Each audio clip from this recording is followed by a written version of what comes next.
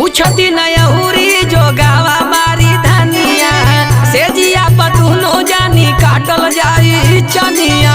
ना चाहे साया साड़ी ना चाहे गहनवा सैया ना चाहे गहनवा दुल्हन बना के हमके ले चला सजनवा ले चला ना।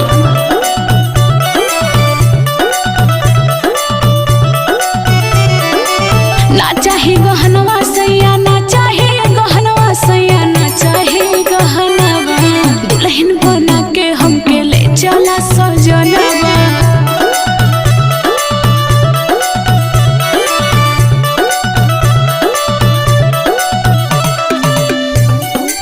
अच्छा ये बतावा का हो हमरा बिना तो के नीक कैसे लगेला हो? अरे ना लगेला।